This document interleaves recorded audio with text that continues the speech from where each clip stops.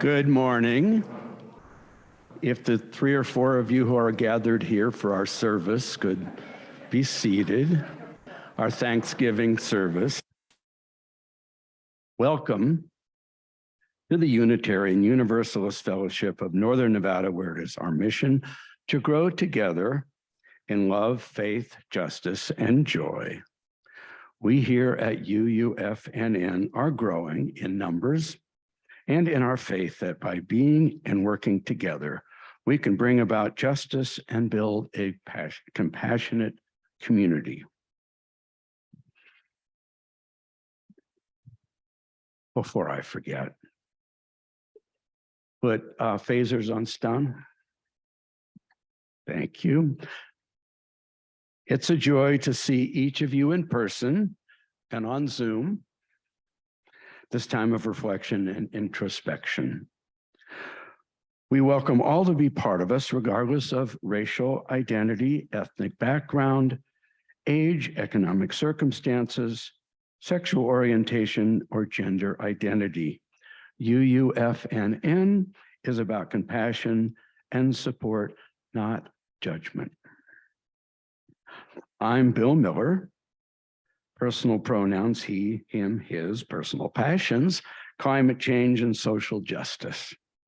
It's my pleasure to serve as your worship associate this morning. If this is your first time visiting us, welcome. If you're online, feel free to contact the office or our website for more information. You can also click on the chat box link to fill out the newcomer form and sign up for our newsletter. If you're here in person, please see one of us to get help with someone who can give you all this information. For those on Zoom, please note that you can update your name and pronouns on screen. You will remain muted during the service, but can use the chat box for comments during the prayer and meditation sessions. As a courtesy, please refrain from posting announcements during other sections. Following the service, please stay on for a virtual coffee hour to chat face-to-face in breakout rooms. If you're here in person, you can congregate in the lobby for coffee and conversation. Do we make coffee? Do we have coffee? Yes. As I was saying, congregate in the lobby for coffee and conversation. Regrettably, COVID lingers. While we have lifted all restrictions, please honor those who choose to mask and observe social distancing. It's not over. Again, I'm Bill Miller, your worship associate and high status male for today's Thanksgiving service led by Dave Bianchi. And also, now, please stand as you are able and greet one another.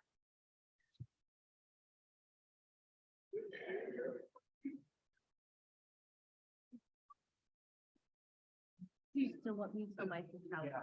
Okay. Yeah, absolutely. No, yeah, fine. Chalice lighter. Right. I think, yeah, It's lit. I'm ready. Hi, Dave. Hi, I'm Bill. I'm Dave.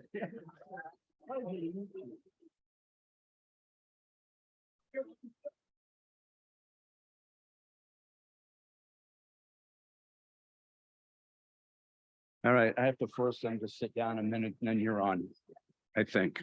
We do the interlude and then I come up. Yeah, but first I have to make them sit down. Oh, that's right, you do.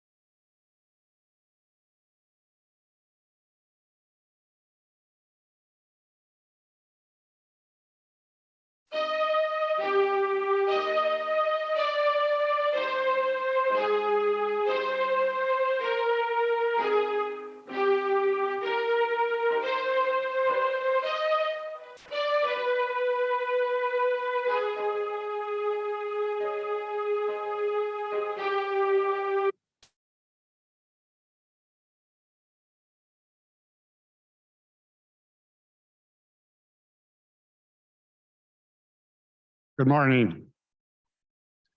I thought it'd be appropriate today is Thanksgiving weekend to have this little reading from Marta Valentin. We come together today to honor the universal community of seekers to which we all belong. We gather together today to share our deepest place of safety, that we might nurture ourselves by celebrating one another.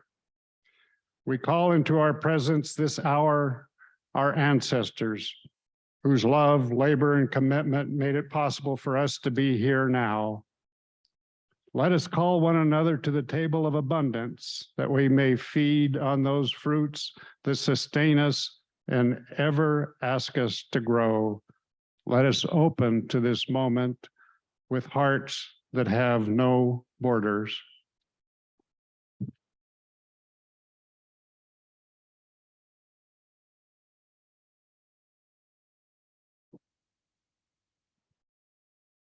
And now, time to light the chalice, something unique to Unitarian Universalists. Here's a wonderful explanation from Elizabeth Harding. I'll read as we light the chalice. We Unitarian Universalists don't drink from our chalice. Instead, we use it to hold the flame. The circle of the chalice keeps the fire small. The flame doesn't blind us. It doesn't burn us. It gives us light so we can see all the different things in the universe, even the invisible ones. Because the Unitarian Universalist flame is a light of learning. The flaming chalice is a symbol of learning and love. It is our symbol, a symbol of Unitarian Universalism.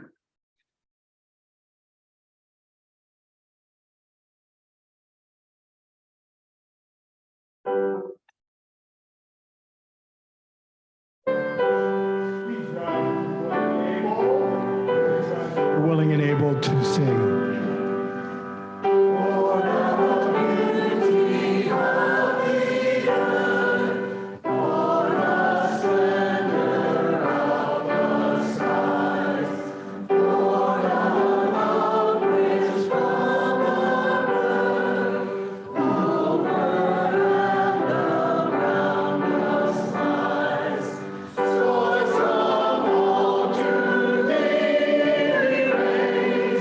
Praise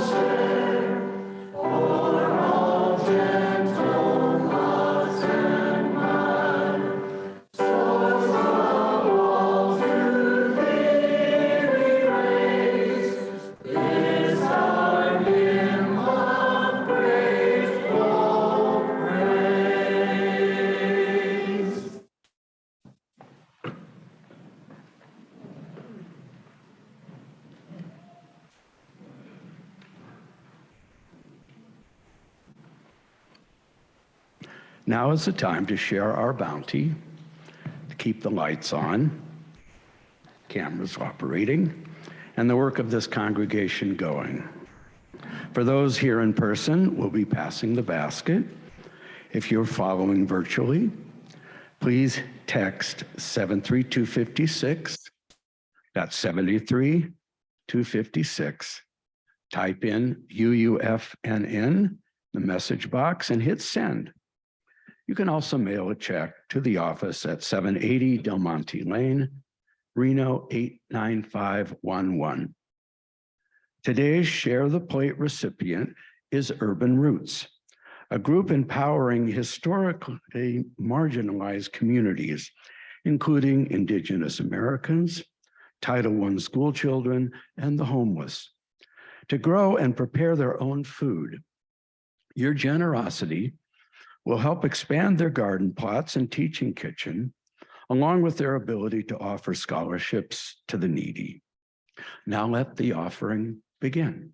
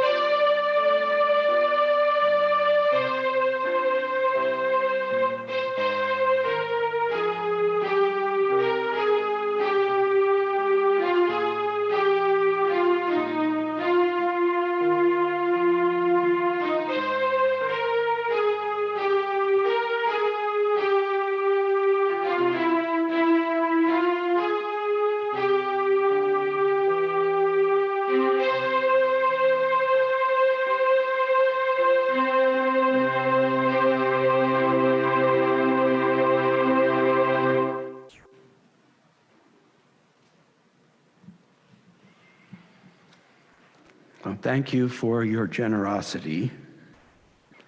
These inflationary times, very needed. Let us now recite our closing prayer together.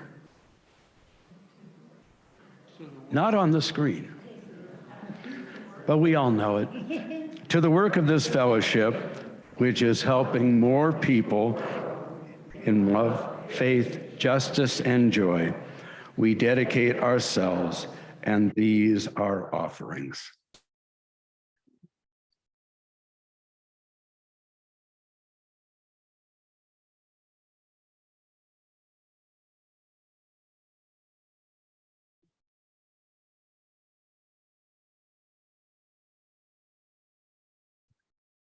Well, Lois and I had a lovely dinner at our daughter's house on Thursday.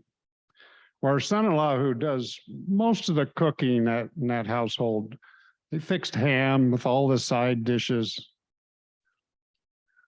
I don't know about you, but I've come to expect that each Thanksgiving we'll have a wonderful meal and time with family and sometimes friends. You know, after all, I grew up on a small farm in Fallon where we raised our own turkeys and often had our own vegetables.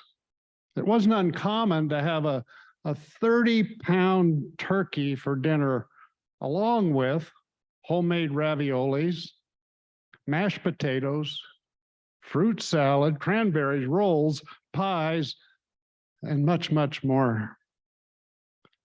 Those meals and times are just seared into my memories. Well, when Lois and I had a family of our own, we sometimes veered from tradition. For example, when we would travel to Seattle for the holidays to visit our son and his family, we'd often have salmon instead of turkey. One time we knew some vegetarians were going to share a meal with us at our house, and so we decided to make a faux turkey. Now, So Lois looked up the recipe, and which involved a lot of spices that we didn't have. So we had to go out and buy all these new spices just for this meal. And she used some kind of dough, special dough, to mold the ingredients all together into the shape of a turkey. It was the most expensive Thanksgiving ever. So about a mile from the farm where I grew up, which we affectionately referred to as the ranch, was a cluster of small houses at the base of Rattlesnake Hill there in Fallon, close to the cemetery, and right next to a large irrigation canal. Now, I never actually went over and visited anyone who lived there, but sometimes my young classmates would come over to our place and we would play. The area that they lived in was known as the Indian colony. Now, I never gave that much thought as a young person. I mean, that's just the way it was, right? But as I got older, many of these playmates wouldn't show up at class any longer. They just disappeared from school, and I never knew what happened to them. One high school friend, who was a young, good-looking man with black hair and striking native features, he also disappeared from school, and upon further inquiry, I found out that somewhere out in rural Nevada, he had been killed in a knife fight. And my big question then was, why? What a waste. It wasn't all bad news, of course. As a new student at the university, there were 2 Native Americans in the fraternity that I pledged. One became a psychologist, and the other continued to run a successful family business in Carson City.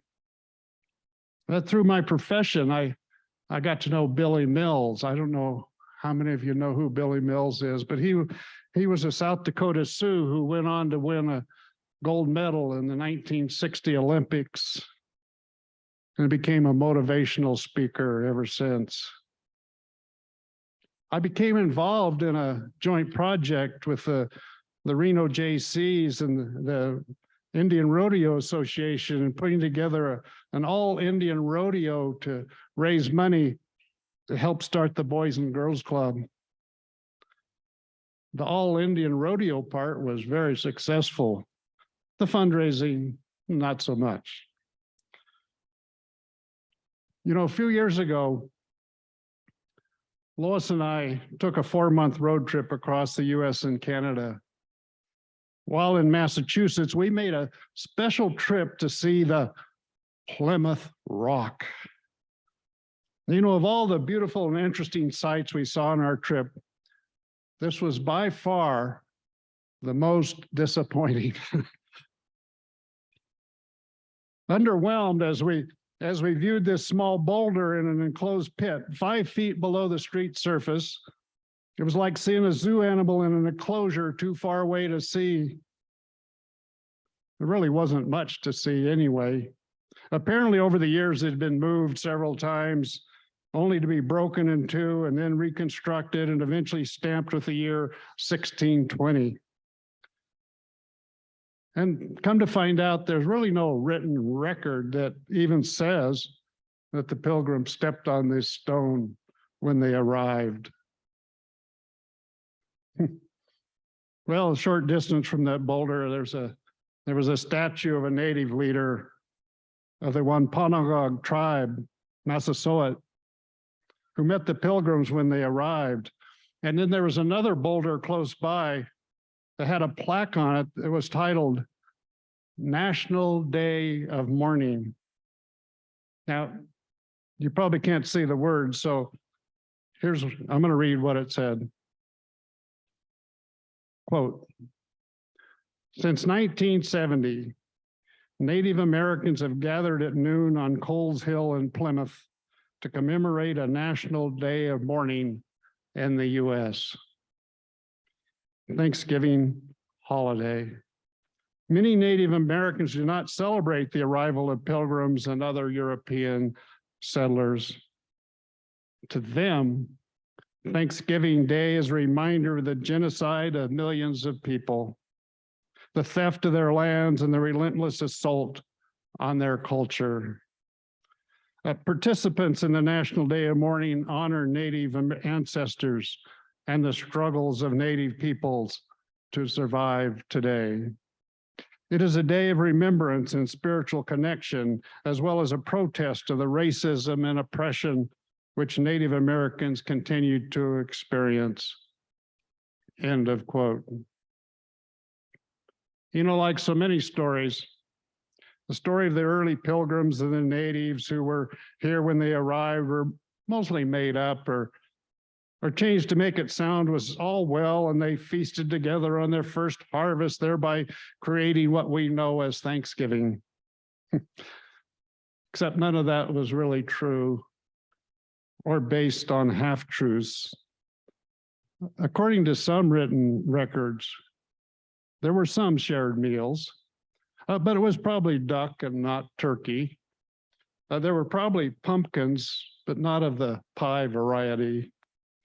In fact, what there was a history of broken agreements and treaties.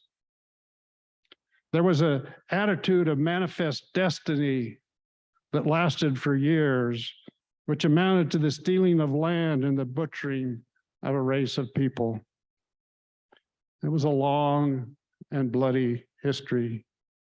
These early encounters were not a Thanksgiving celebration. Official Thanksgiving came much later when President Lincoln, taking the advice of Joseph Hale, who was the author of Mary Had a Little Lamb, declared it a holiday in 1863 to reunite a country torn apart by civil war.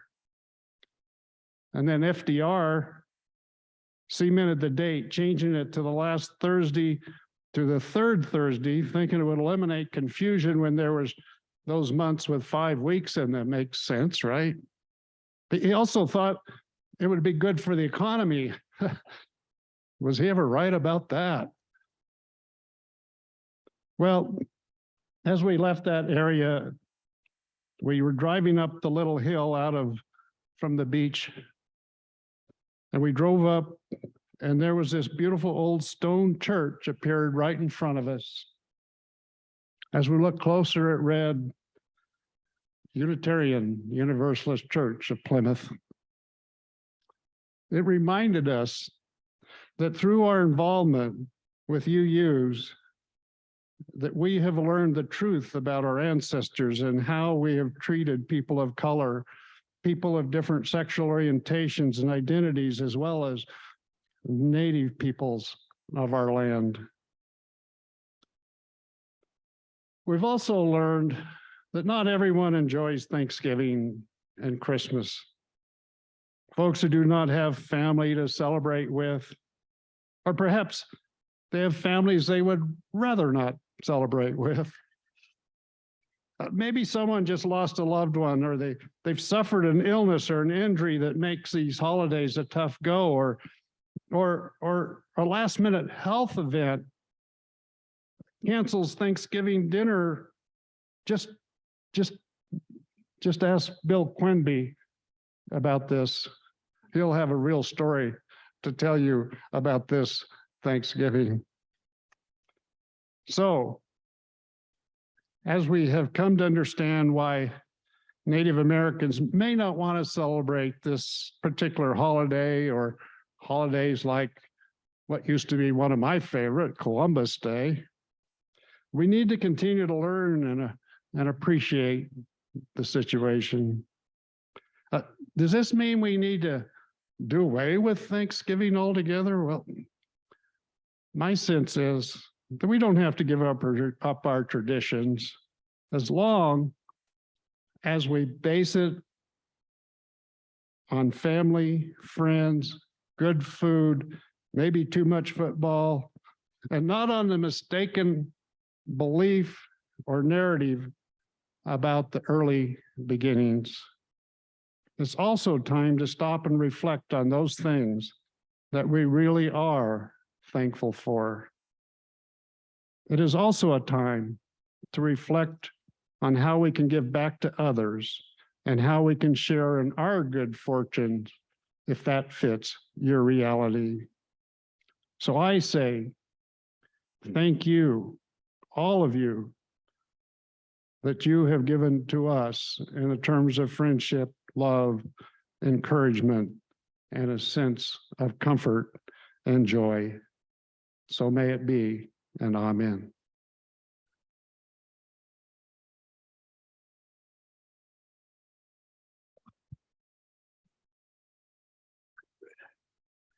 So I offer this song of thanksgiving.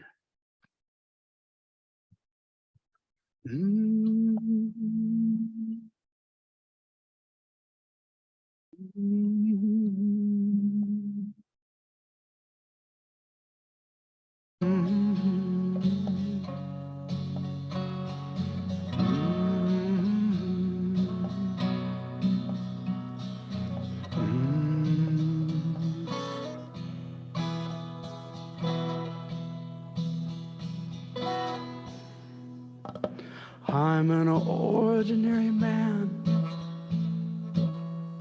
who's about middle age, and I've always worked hard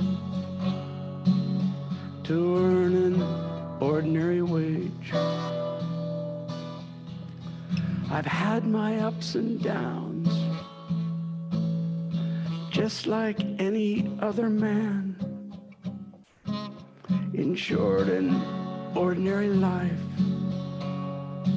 built from an ordinary plan. Now everything is changing, and nothing feels secure. My center is shifting, my North Star is drifting, and everything's unsure.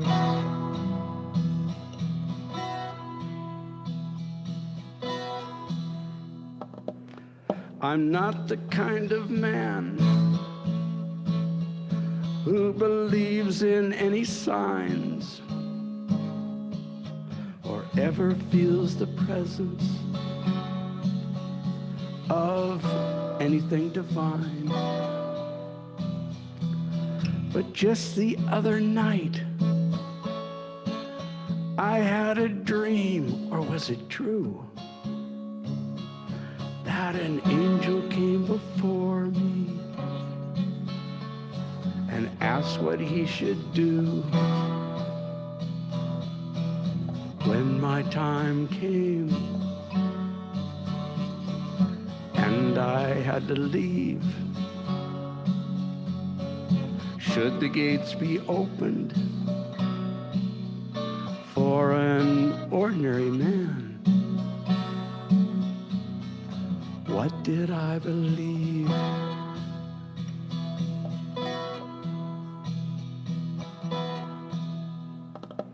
And the angel said, "Son, why should I let you in? What have you accomplished? What works did you begin?" And looking back, I saw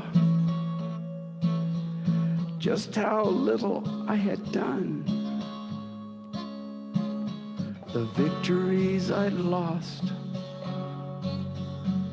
the defeats I had won. I'd never fought the good fights against suffering and strife. But sometimes on a summer's eve, I'd sat out on my old porch and been grateful for my life.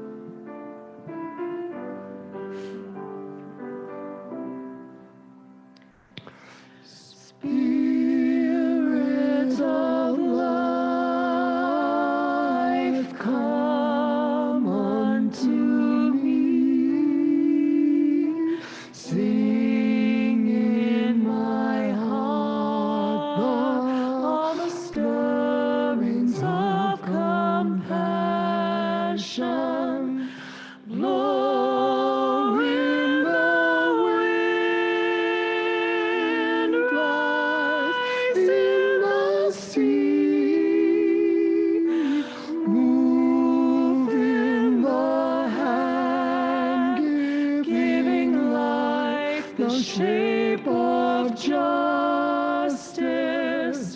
Roots hold me close. Wings set me free.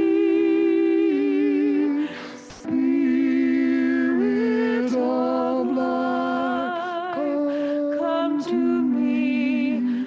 Come to me.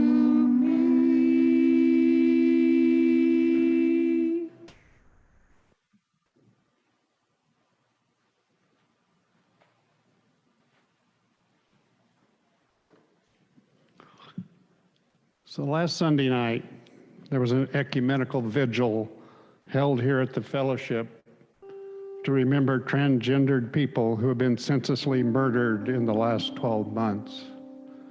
Some 70 plus names were read out loud in a moving ceremony.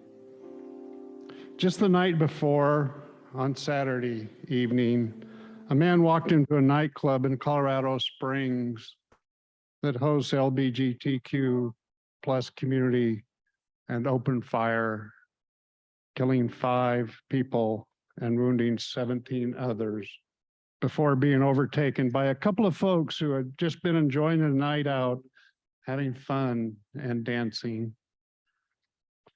Among those killed were transgendered, gay, and cisgendered. I would like to read the names of those now. Daniel Aston, age 28, who was bartending and had a great sense of humor. Derek Rump, age 38, also bartending and just loved what he was doing. Kelly Loving, age 40, had just left Colorado Springs, moved to Denver, but was back in town visiting friends. Raymond Vance, age 22, was with his girlfriend and her family. Ashley Paw, age 35, a loving mother who was an active community volunteer. So during this quiet time, remember them and all the other victims of hate, homophobia, and racism. Think about what we can do as individuals and as a congregation to bring more love and understanding to our world.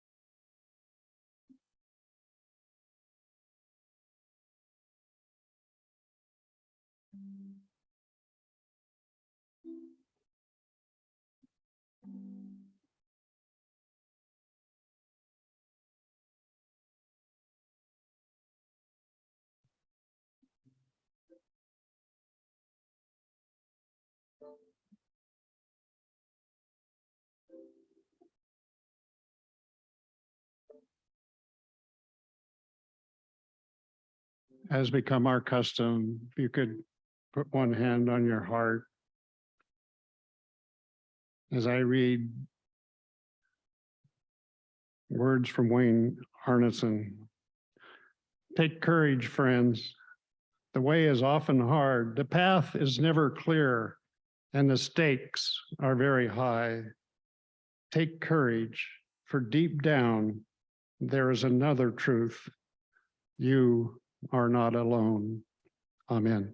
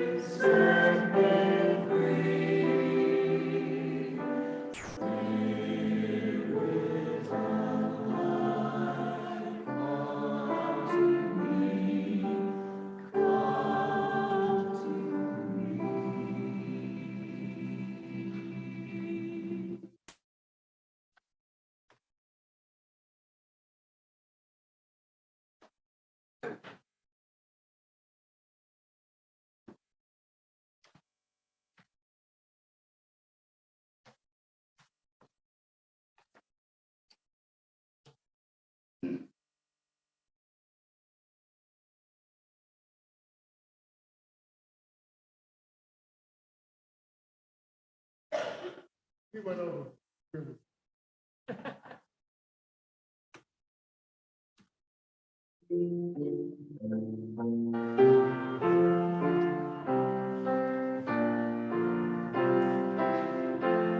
you could rise as you're willing and able, please.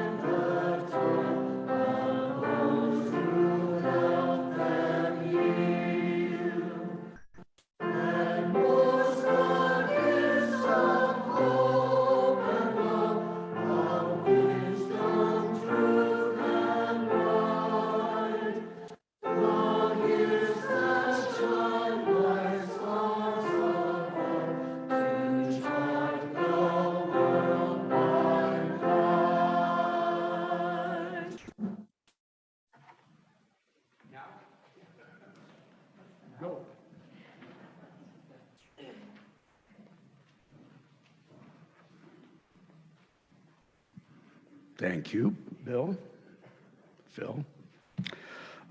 Announcements, but before I begin, Dave's remarkable sermon unpacking the sort of horrific myths of the first Thanksgiving reminds me of a quote that I can't attribute aging memory, but it goes something like this. Imagine what America might have been like if instead of the Pilgrims landing on Plymouth Rock had landed on the Pilgrims.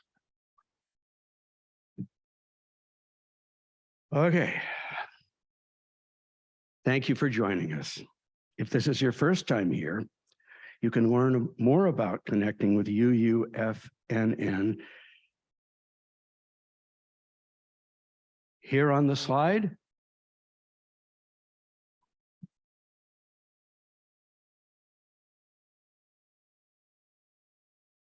We're short-staffed. It's Thanksgiving weekend.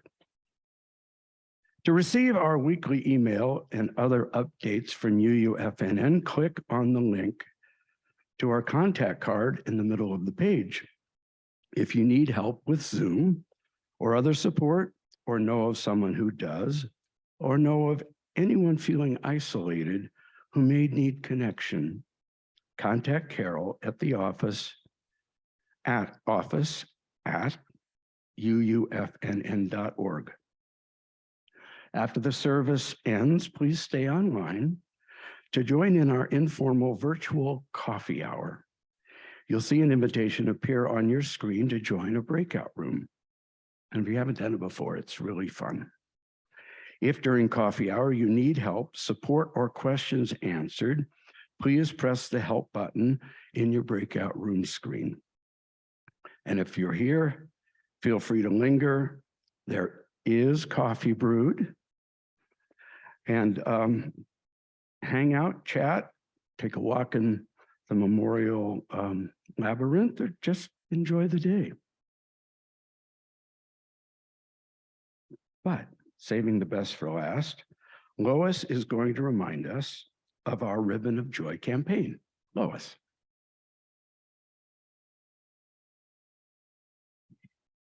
Well, this is another year of Ribbon of Joy. We've done this many years now, but it's going to be a little different.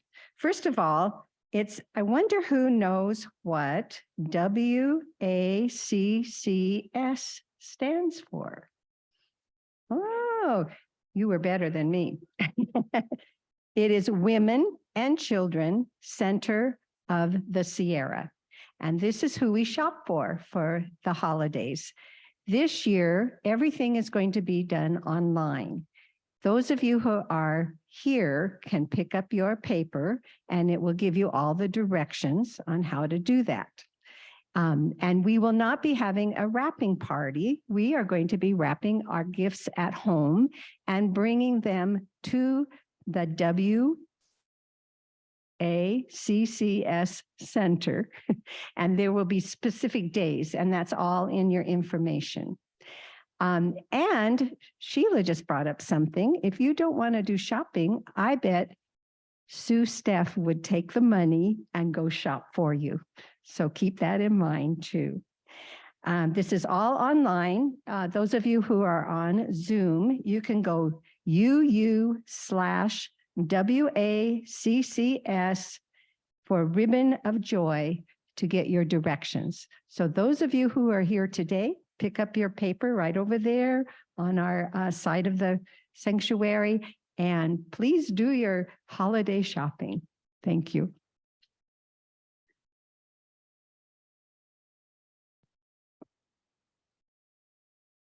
Thank you, Lois. Great, great cause.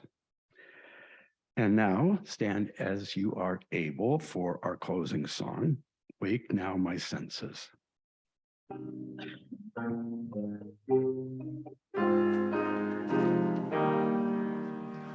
Wake now my senses and hear the earth call.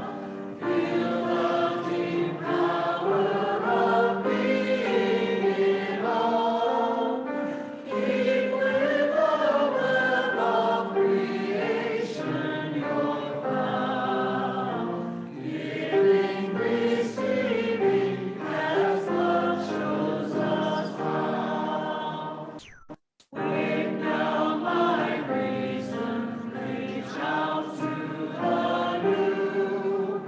Join with each pilgrim who quests for the true.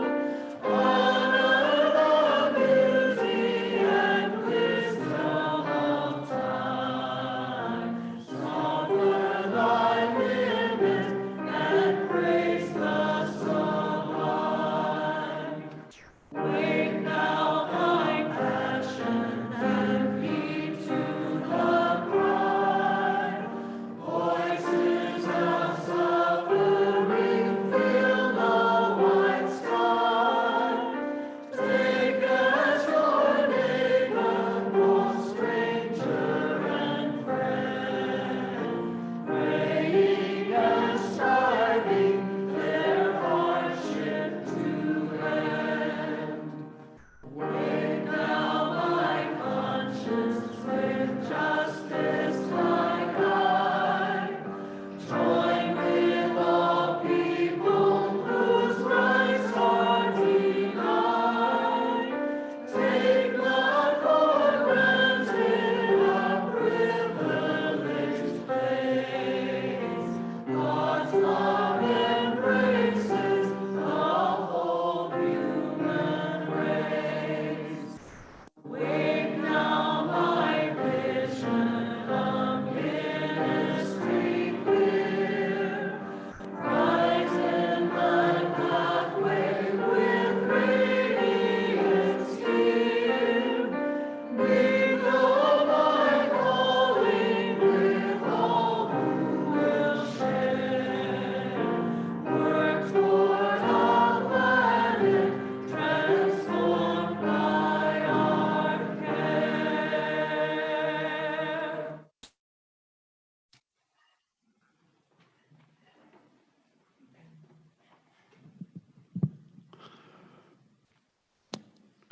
For our benediction today, I chose a reading from the Oboe Indians of North America. Grandfather, look at our brokenness. We know that in all creation, only the human family has strayed from the sacred way. We know that we are the ones who are divided. We are the ones who must come back together to walk in the sacred way. Grandfather, Sacred One, teach us love, compassion, and honor, that we may heal the earth and heal each other. Amen.